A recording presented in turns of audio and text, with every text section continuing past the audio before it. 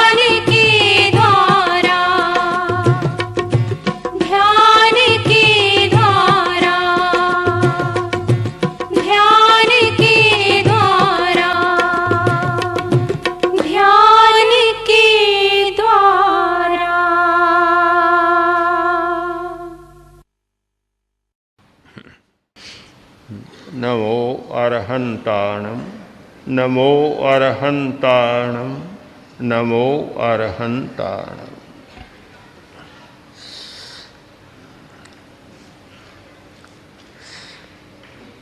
एक प्रश्न है, यह साधना का प्रयत्न क्यों?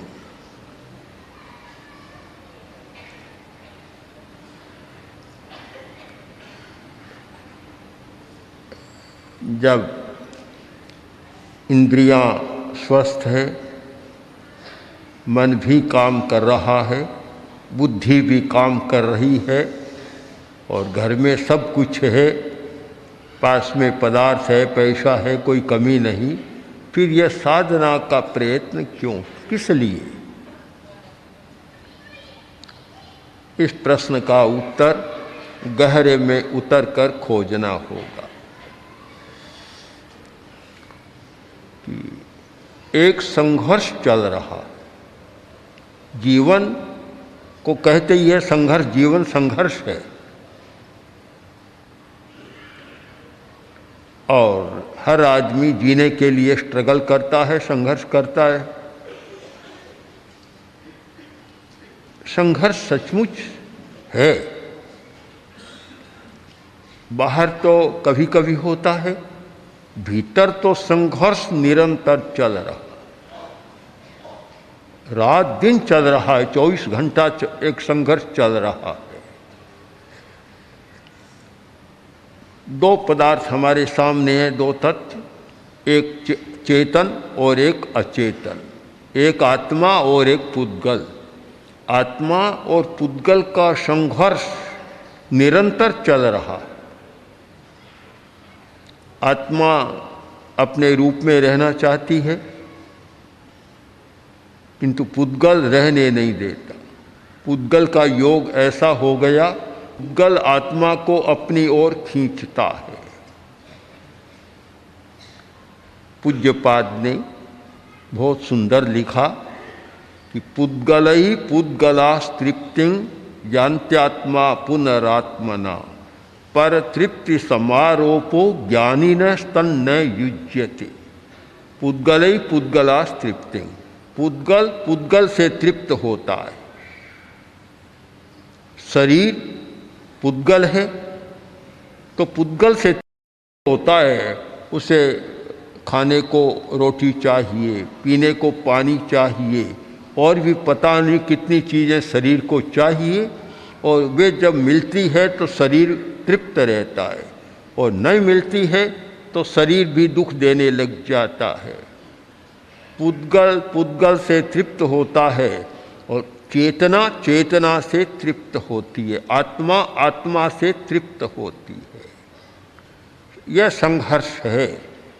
पुद्गल चेतना को अपनी ओर खींच रहा है और चेतना पुद्गल से दूर रहना चाहती है। निरंतर का संघर्ष चल रहा है, चेतना का और पुद्गल का।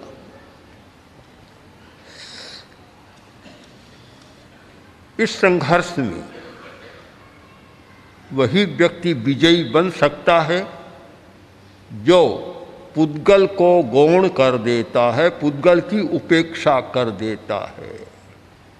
यह हार और जीत का सवाल है।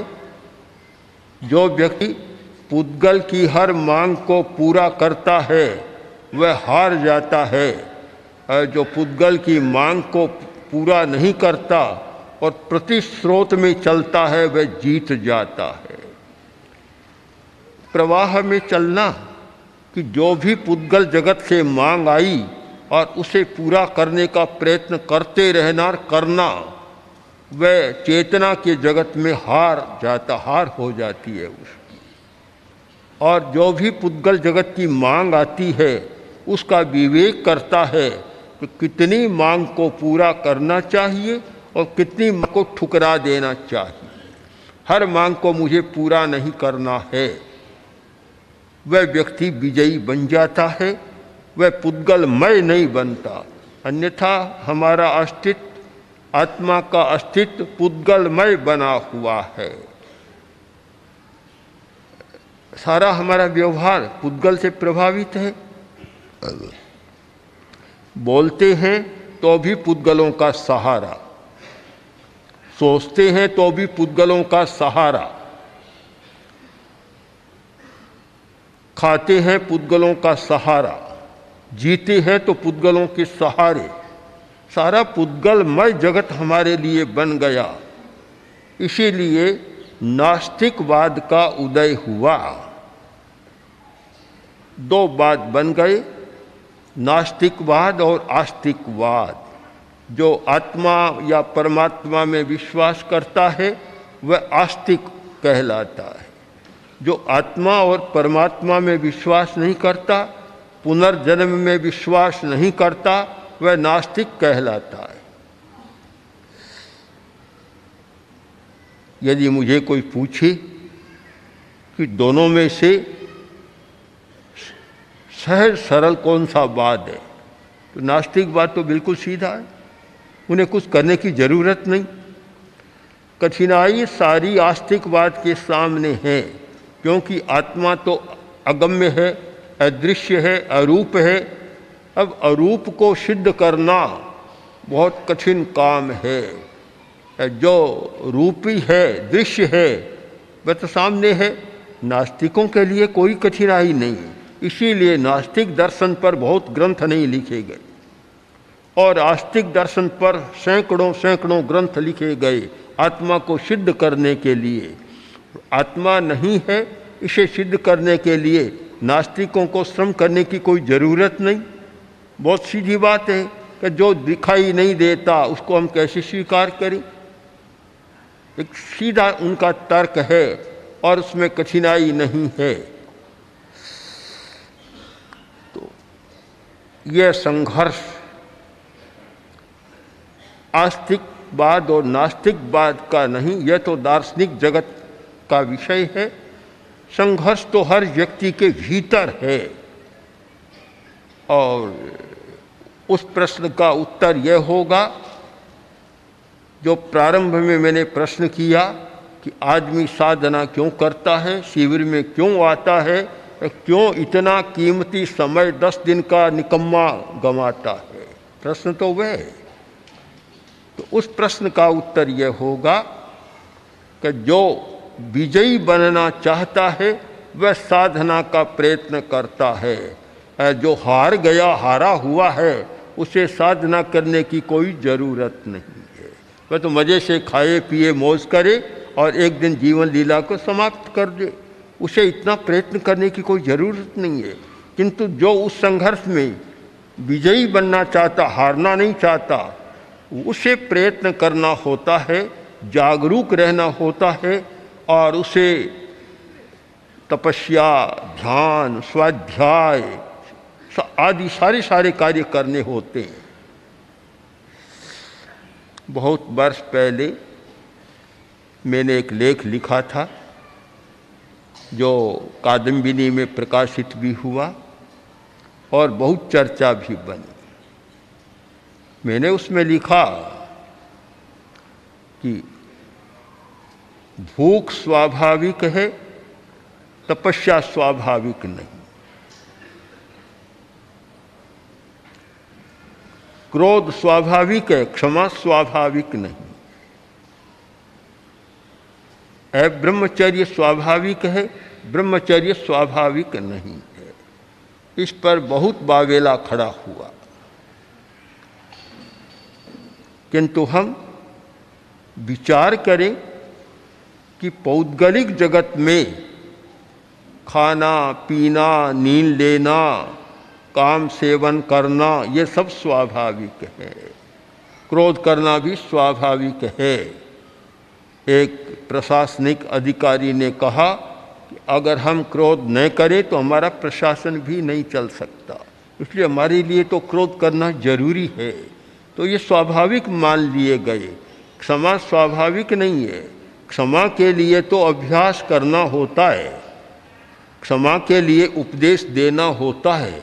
क्रोध करो, कभी शायद उपदेश नहीं दिया जाता कि तुम क्रोध करो। क्षमा के लिए तो कभी शिविर, कभी कार्यशाला, चिंतन किया जाता है कि क्षमा का विकास कैसे किया जाए, पर क्रोध करो इसके लिए न तो कहीं प्रवचन होता है क्रोध को सिखाने के लिए, और न कोई कार्यशाला होती है, और न कोई चिंतन होता है। हर व्यक्ति क्रोध करता है, छोटा बच्चा भी क्रोध करने लग जाता है। तो अब हमारे सामने बड़ा जटिल प्रश्न है कि जो स्वाभाविक है उसको तो हम छोड़ना चाहते हैं, जो अस्वाभाविक है वह करना चाहते हैं। संघर्ष तो यही है सामने। अगर स्वाभाविक है उसको हम स्वीकार कर लें, कोई संघर्ष नहीं, और न फिर कोई प्रयत्न करने की जरूरत, फिर तो वही होगा जैसे एक अनात्मवादी नास्तिक व्यक्ति ने अपनी पत्नी से कहा, पिब खादच चारुलोचने, हे चारुलोचने खूब पियो और खाओ, जो भी मन में आए सो करो। नहीं भीरु गतम निवर्तते, अगर तुम मौज मजा नहीं करोगी तो जो अतीत चला जाएगा वापस नहीं आएगा। यह मनुष्य का जन्म मिला है, वापस नहीं मिलेगा। जितनी मौज करनी हो कर लो। क्यों? कि अगर तुम डरो तो आगे क्या होगा, आगे कुछ नहीं है, आगे कुछ नहीं है, बस भद्रे वृक पदम पश्य, आगे कुछ नहीं है। जो जीवन में करना हो सो कर लो। और इसीलिए चल पड़ा था कि ऋणं कृत्वा घृतम पिबेत, कर्जा कर लो पर मजे में घी पियो। लिखने वाला भला आदमी था, पुराने जमाने का आदमी था। आज का आदमी होता तो लिखता ऋणं कृत्वा सुराम पिबेत, खूब कर्ज करो खूब शराब पियो, बस ये लिख देता बोले।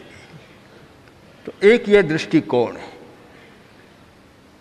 अब यह दृष्टिकोण है, वहाँ साधना की कोई जरूरत नहीं है। हम जब अध्यात्म की दृष्टि से विचार करते हैं तो हमें लगेगा कि यह हारे हुए आदमी का दृष्टिकोण है, जो पराजित हो गया, जिसने पराजय को स्वीकार कर लिया और जिसने पुद्गल के अनुशासन को स्वीकार कर लिया, पुद्गल के साम्राज्य में चला गया। तो वहाँ जाने पर बाहर में तो मौज खूब है, उसको स्वीकार कर लिया, किंतु भीतर में एक संघर्ष रहता है। आदमी कितना ही पुद्गल जगत में चला जाए, चेतना बार बार उसे जागृत करती है कि यह तुम्हारा राज्य नहीं है, तुम्हारा आवास नहीं है, तुम्हारा स्थान नहीं है। तब भीतर से एक प्रेरणा मिलती है, भीतर से एक चेतावनी मिलती है, और संघर्ष के लिए तैयार रहने का आह्वान होता है भीतर से। तब फिर आदमी सोचता है नहीं, यह जीवन अच्छा जीवन नहीं, लगता है अच्छा है पर वास्तव में अच्छा नहीं है, इसका परिणाम अच्छा नहीं होगा। तो फिर वह वहाँ से मुड़ता है और दूसरा रास्ता खोजता है। मानता हूँ दूसरा रास्ता खोजने का परिणाम है साधना। साधना के क्षेत्र में इसलिए आता है कि वह नया रास्ता खोजता है और विजय का रास्ता खोजता है और पुद्गल के प्रलोभन से थोड़ा दूर जाना चाहता है। जब वह बात मन में आती है तो फिर इन सब प्रवृत्तियों से थोड़ा अलग होना चाहता है और उसी बिंदु पर अनासक्त चेतना की बात आती है। आसक्ति तो पुद्गल जगत का स्वभाव है, वहाँ तो आसक्ति होगी, बंधन होता चला जाएगा, आदमी इतना बन जाएगा एक चीज़ को छोड़ नहीं सकता। छोटे बच्चे के हाथ में पैसा दे दो, देना तो सरल है, वापस लेना कठिन है। मुट्ठी इतनी बंद कर लेता है, देता नहीं है, क्योंकि वह संस्कार तो आसक्ति का स्वाभाविक है। पौद्गलिक जगत और आसक्ति ये दोनों साथ चलते हैं, और अनासक्ति आत्मा का जगत है, ये अलग हैं। तो पौद्गलिक जगत में जो रहना चाहता है वह कभी अनुभव नहीं करता कि कैसा है, किंतु संघर्ष के कुछ बिंदु हमारे सामने आते।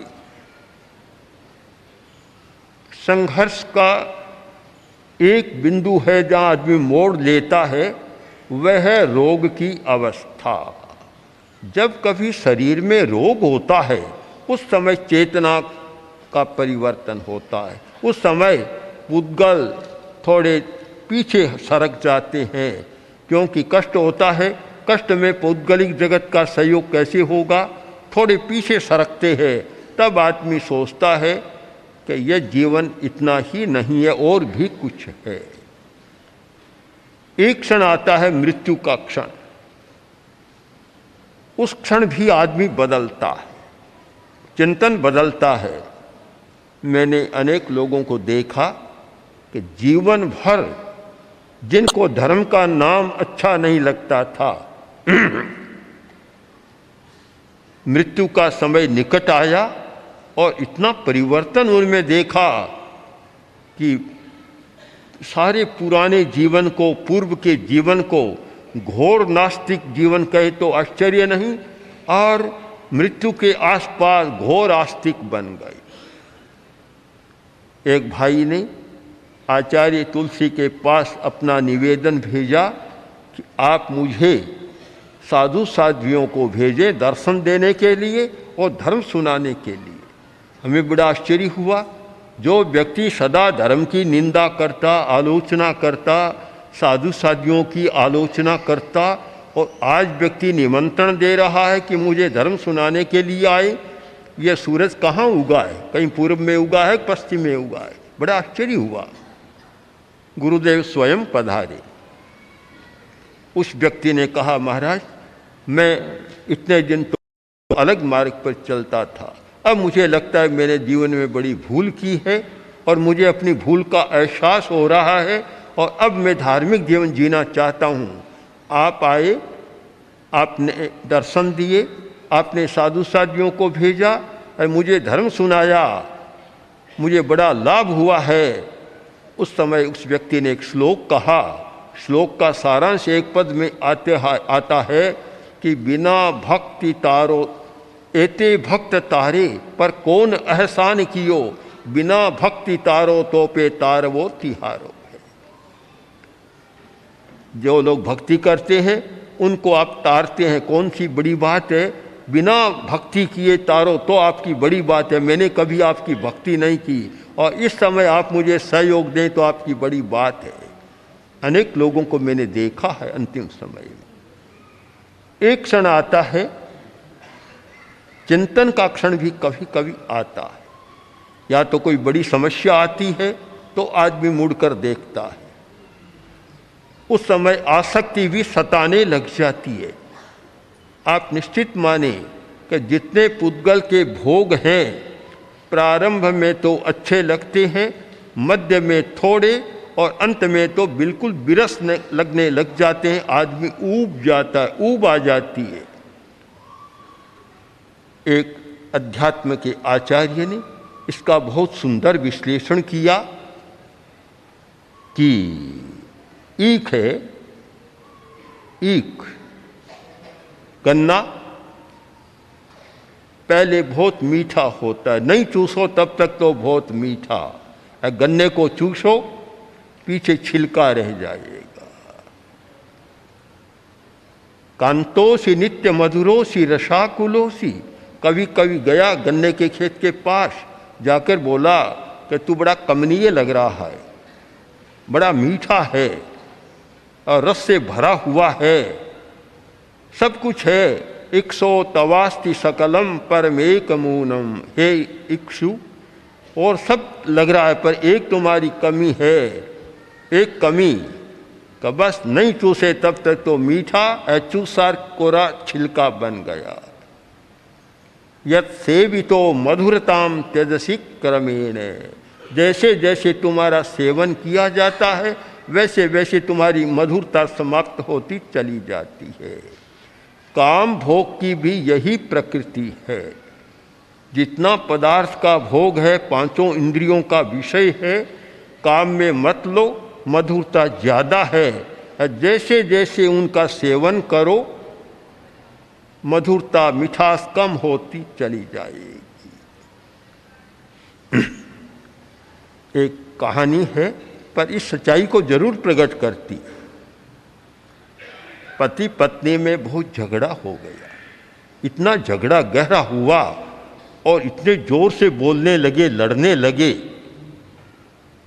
कि पड़ोसी इकट्ठे हो गए। आए, एक समझदार आदमी आगे बढ़ा, उसने कहा कि भैया रात का समय है, लोगों के नींद का विश्राम करने का समय है और इस समय तुम इतने जोर से लड़ते हो कि पड़ोसियों की नींद हराम हो जाती है। क्या कारण, क्या आखिर बताओ। बोला कारण क्या बताएं, शादी का 3रा वर्ष है। पहले वर्ष मैं कहता पत्नी सुन लेती, दूसरे वर्ष में पत्नी कहने लगी मैं सुन लेता, ये 3रा वर्ष है हम दोनों कहते हैं पड़ोसी सुन लेते। क्या बताएं, क्रम से विरसता आती चली जाती है। पहले बिंदु में जो अनुराग होता है 50 वर्ष के बाद वह रहता नहीं है। नीरसता हर पदार्थ की प्रकृति है, चाहे खाने की वस्तु, चाहे देखने की वस्तु, चाहे कोई भी वस्तु है। पहले क्षण में जो आकर्षण होता है वह अंतिम क्षण और मध्य क्षण में कभी नहीं रहता। यह पदार्थ की प्रकृति है। अब चेतना की प्रकृति को हम समझने का प्रयत्न करें। चेतना की प्रकृति क्या है कि प्रारंभ में तो कठिन लगता है, नीरस लगता है, और जैसे जैसे सेवन करो रस आएगा, आनंद बढ़ता चला जाएगा, कभी भी नीरसता नहीं आएगी। चाहे 50 वर्ष हो जाए, चाहे 100 वर्ष हो जाए। जिस दिन साधना शुरू की बैठना भी मुश्किल लगता है, दर्द होता है, मन भी नहीं लगता, इंद्रियां भी साथ नहीं देती, मन भी साथ नहीं देता, चित्त भी साथ नहीं देता, भावनाएं भी साथ नहीं देती, शरीर भी साथ नहीं देता। सब आदमी सोचता है कि अच्छा है कि बीच में ही छोड़कर चला जाऊं साधना। किंतु जैसे जैसे समय बीतता है रस बढ़ता चला जाता है। मैंने बहुत बार देखा कि 10 दिन के शिविर होते, लोग आते और पहले ही कहते लंबा समय है, 5 दिन का शिविर रखना चाहिए। जिन व्यक्तियों ने 5 दिन के लिए अनुरोध किया और साधना करते करते आनंद आया, तो बोले समय बहुत थोड़ा है, 10 दिन का नहीं, 5 दिन और बढ़ा दे। उल्टा चलता है क्रम। आप दोनों की तुलना करें, एक पदार्थ की प्रकृति और एक चेतना की प्रकृति। पदार्थ की प्रकृति तो यह है कि पहला क्षण तो बहुत ज़्यादा सुखद होता है और जैसे जैसे समय बीतता है आकर्षण कम होता चला जाता है, रसवत्ता भी कम होती चली जाती है।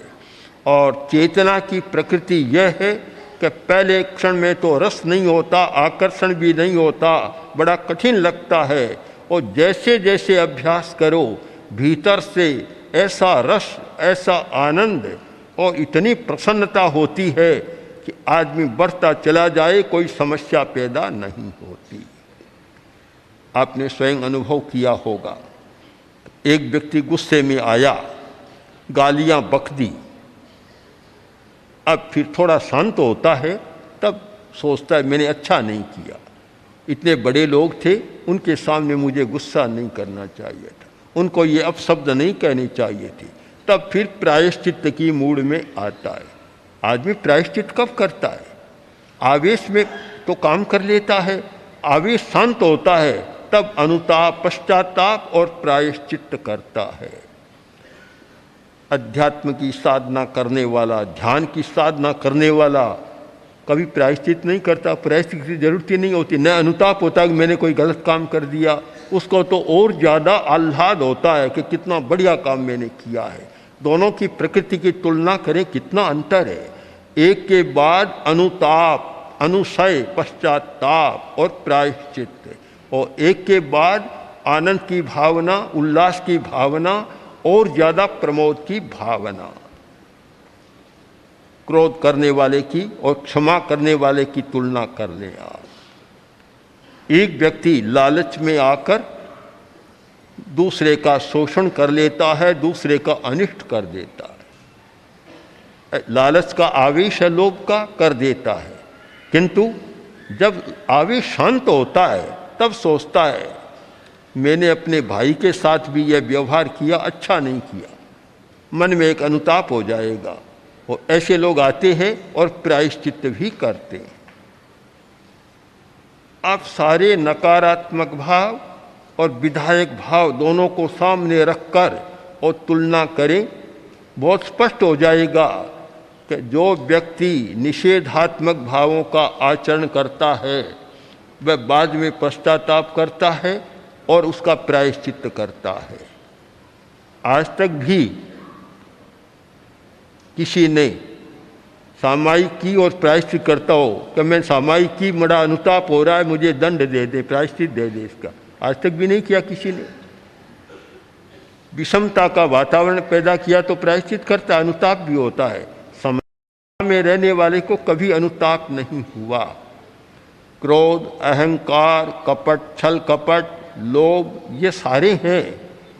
भय, घृणा, वासना, सब में प्रकृति सबकी एक है, किंतु क्षमा, विनम्रता, इनकी प्रकृति भिन्न है। जिस व्यक्ति ने अधिकतम विनय किया, इतना विनम्र बना, किसी ने नहीं कहा कि मैंने बड़ी भूल कर दी, इतना विनम्र बना और मैंने गलती की, मुझे प्रायश्चित दो, हमने तो आज तक सुना नहीं, पढ़ा नहीं, देखा नहीं और शायद करने की आवश्यकता भी नहीं होती। दोनों की प्रकृति को हम ठीक समझ लें। एक पुद्गल प्रभावित हमारे व्यवहार की प्रकृति और एक चेतना से प्रभावित हमारे व्यवहार की प्रकृति, दोनों का अंतर है। दोनों के बीच जो भेद रेखा है बहुत स्पष्ट हो जाएगी। कठिनाई यह है कि पौद्गलिक जगत में रंगा हुआ व्यक्ति है, उसके लिए चेतना जगत की बात को समझना जरा कठिन होता है। पर कभी कभी कोई ऐसा क्षण आता है कि वह एकदम भी समझ जाता है। कुछ व्यक्ति साधना के द्वारा जागृत होते हैं और कुछ व्यक्ति सुनकर भी जागृत हो जा, नियम नहीं, कुछ व्यक्ति एकदम जागृत हो जाते हैं। अगर मस्तिष्क पर एक गहरी चोट हो जाए तो एकदम व्यक्ति जाग जाता है। कभी कभी गहरी चोट लगती है, वह भी व्यक्ति को जगा देती है। एक व्यक्ति जो किसी तपस्वी के प्रवचन में गया और उसने कुछ शांतरस की बात सुनी, बहुत प्रभावित हो गया, चिंतन में लग गया और फिर आकर घर में आया, बैठा, काफ़ी चिंतन किया और चिंतन के बाद उसने एक जो अपने ही भीतर की बातचीत की, भीतर से एक संवाद किया अपने भीतर के तत्वों से। तो उसने कहा, बंधो क्रोध विदेहि किंचिदपरम स्वस्याधिवासास्पदं भ्रातर्मान भवानपि प्रचलतु त्वं देवी माये ब्रजय। हंहो लोभसके यथा विलसितं गच्छद्रुतं वश्यतां नीतशान्तरसस्य सम्प्रतिलसद्वाचा गुरूणामहं वाचा गुरूणामहं। शांत भाव से बैठा है, चिंतन की मुद्रा में बैठा है और बोला, भाई क्रोध, अब कोई दूसरा स्थान ढूंढ। बहुत दिन हो गए हम साथ रहे, अब कोई अपना नया मकान खोज। देखता रह गया। भाई मान, तुम भी मेरे साथी रहे हो, हम चिर साथी हैं, पता नहीं कब के साथ रहे हैं। तुम भी अब यहां से चले जाओ, इस घर को छोड़ दो। देवी माया, हे माया देवी, तू भी मेरे साथ सदा रही है, लेकिन अब मैं चाहता हूं कि तुम यहां से अब चली जाओ। हंग हो लोभ सके, हे मित्र लोभ, सबसे ज़्यादा गहरा मित्र तू है मेरा और मैंने तेरा बहुत साथ दिया है, अब हमारा साथ नहीं चलेगा, तुम चले जाओ। यथा विलसितं, कहाँ जाऊँ कि जहाँ इच्छा हो वहाँ चले जाओ, अब यहाँ नहीं रहना। चारों बोले क्या पागल हो गए हो गया, कैसी बात करते हो, हम तो अनादिकाल के साथी हैं, आज कहते हो चले जाओ। तुम जानते नहीं हो दुनिया का नियम कि कोई किराएदार 10, 20, 50 वर्ष रहता तो उसका भी अधिकार हो जाता है घर पर। तो हम तो पता नहीं कब से तुम्हारे साथ हैं, हमारा तो पूरा अधिकार जमा हुआ है। आज तुम निकालने की बात कर रहे हो, हर जाना इतना चुकाना होगा कि तुम्हारे पास कुछ है ही नहीं चुकाने के लिए। कैसी बात कर रहे हो, लगता है आज कोई चित्त विक्षिप्त है, तुम्हारा चित्त ठीक नहीं है, कोई पागलपन तो नहीं आ गया है। पागलपन जब पागलपन होता है आदमी विचित्र तरह की बातें करता है। एक कोई अधिकारी पागल खाने में गया और पागल से बातचीत की, बताया कि ये पागल है, उससे बातचीत की तो इतना होशियार था, इतना होशियार। तो उसने कहा कि भाई तुम तो होशियार बहुत हो, तुमने पागल खाने में किसने लाकर रख दिया, किसने रख दिया। तो उसने कहा तुम सोचते बहुत हो कि यह तो सारा इसका प्रभाव है, पेट पर हाथ दिया कि इसका प्रभाव है कि जिसका ये ठीक नहीं था, दिमाग ठीक नहीं था। दिमाग कहाँ कि ये दिमाग रहा मेरा। आखिर एक बात पागलपन की आ गई।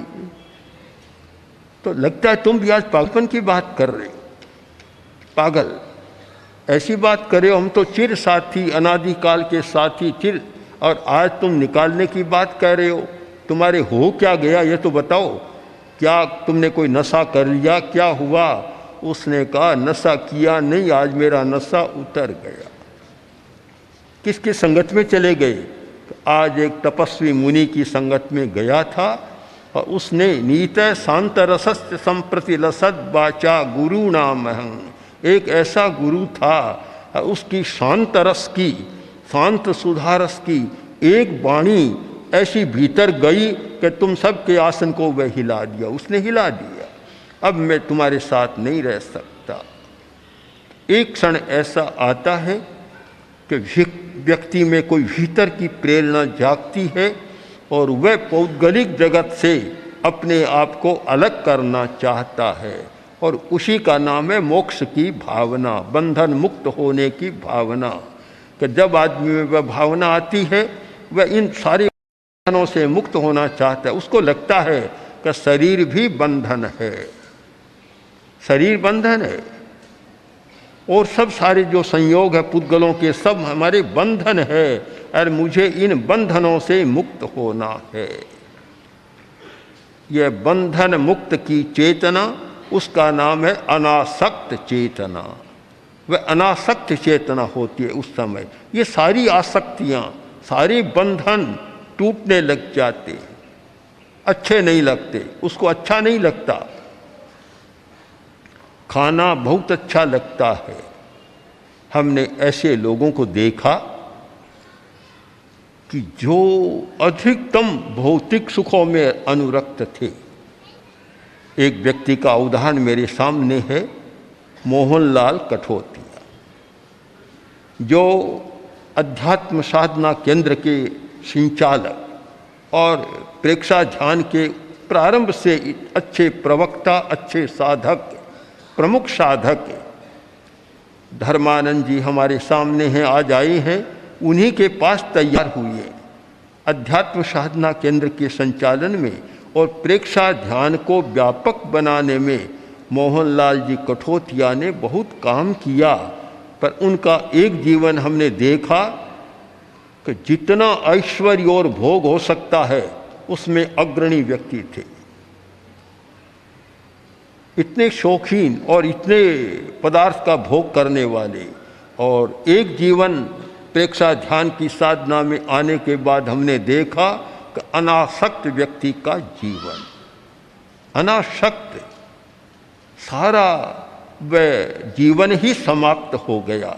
एक प्रकार से कह सकते हैं कि प्रेक्षा ध्यान से जुड़ने के बाद उनके भौतिक जीवन की मृत्यु ही हो गई। ऐसा हुआ। तो जीवन के दोनों पक्ष, एक व्यक्ति का ऐश्वर्य विलास और भोग का पक्ष और एक व्यक्ति का संयम, त्याग और साधना का पक्ष।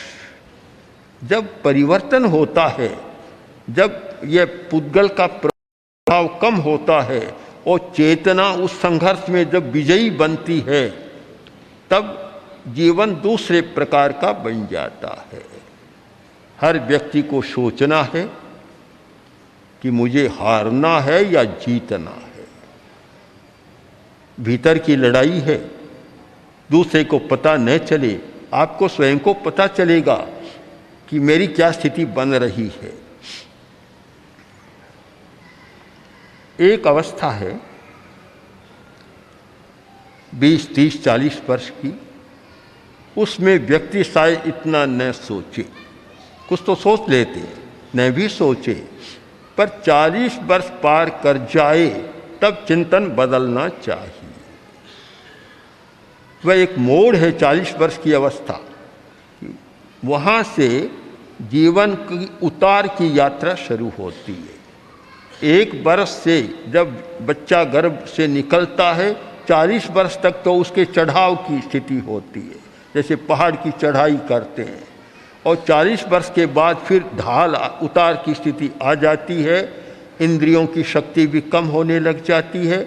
आचारांग सूत्र में इसका बहुत सुंदर विश्लेषण किया हुआ है। आयुर्वेद में भी इसका बहुत मिलता है। जो जीवन की अवस्थाएं मानी गई 10-10 वर्ष की एक अवस्था, तो 4 अवस्था 40 वर्ष तक विकास होता रहता है और 40 वर्ष के बाद ह्रास होता रहता है। मैंने चश्मा क्यों लगाया? आंख तो ठीक थी।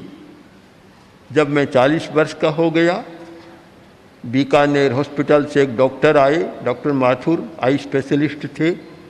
उन्होंने कहा आपको लिखना बहुत पड़ता है, वाँचना बहुत पड़ता है, अब कितने वर्ष के? 40 वर्ष के।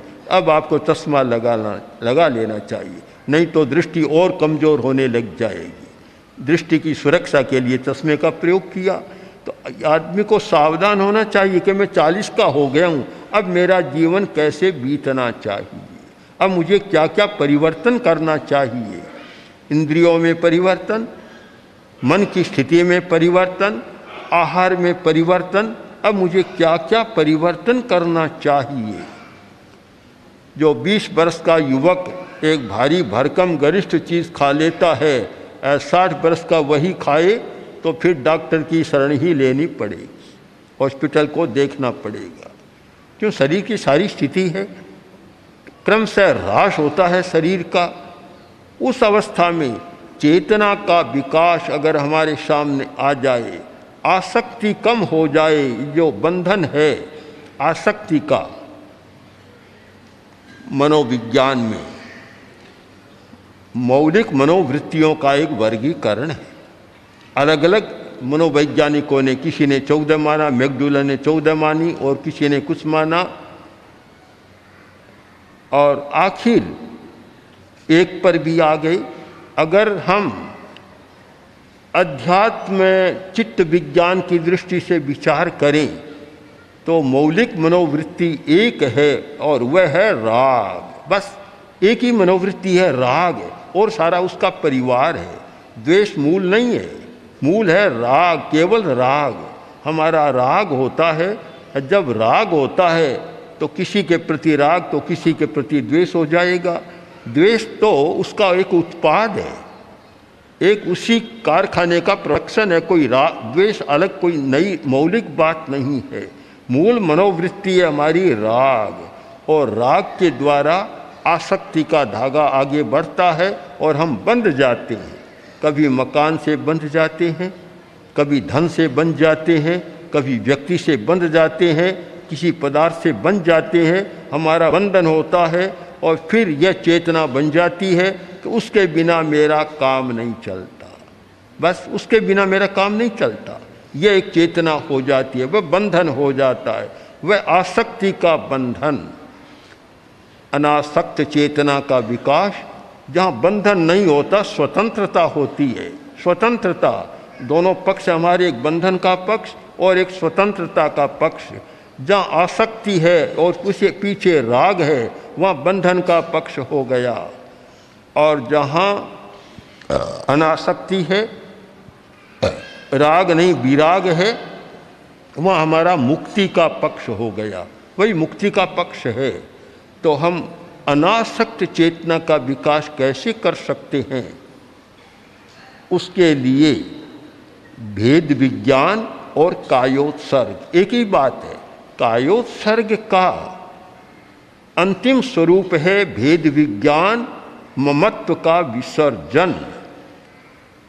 जब हमारे सामने प्रश्न आया, डॉक्टर रमेश कापड़िया ने शवासन पर पुस्तक लिखी, उन्होंने आग्रह किया कि मैं उसकी भूमिका लिखूं। मैंने उनकी भूमिका लिखी। बहुत अच्छे डॉक्टर है, हजारों लोगों को चिकित्सा इस अध्यात्म की प्रणाली से कर रहे हैं, हृदय रोग की चिकित्सा भी कर रहे हैं। तो मैंने उसमें लिखा कि शवासन और कायोत्सर्ग एक नहीं है, बड़ा अंतर है। कोरा कायोत्सर्ग में शिथिलीकरण नहीं, प्रारंभिक बात है शिथिलीकरण, एक प्रारंभिक अवस्था, और स्थिरता भी एक प्रारंभिक अवस्था। कायोत्सर्ग की जो अंतिम परिणति है, जहाँ हमें पहुँचना है, वह है ममत्व का विसर्जन। शरीर का ममत्व छूट जाए, वह असली कायोत्सर्ग है। शरीर के ममत्व का विसर्जन यानी भेद विज्ञान, आत्मा भिन्न शरीर भिन्न है, ये भेदानुभूति हो जाए, उस चेतना का नाम है कायोत्सर्ग। जहाँ शरीर पूरा छूट जाता है, हम शरीर से अलग अपने को अनुभव करते हैं और केवल चेतना में चले जाते हैं। यह भेद विज्ञान, ममत्व का विसर्जन, यही अनासक्त चेतना को जागृत करने का सबसे उत्तम साधन है। इसलिए कायोत्सर्ग पर विशेष ध्यान दें। कायोत्सर्ग बहुत महत्वपूर्ण है। प्रेक्षा ध्यान का पहला बिंदु है कायोत्सर्ग, और प्रेक्षा ध्यान का चरम बिंदु, अंतिम बिंदु है कायोत्सर्ग। हमें कायोत्सर्ग से साधना का प्रारंभ करना है और कायोत्सर्ग में ही साधना को संपन्न करना है। जब 13वां गुणस्थान आता है और 14वें गुणस्थान में एक केवली प्रवेश करता है, असली कायोत्सर्ग वहाँ होता है। तो साधना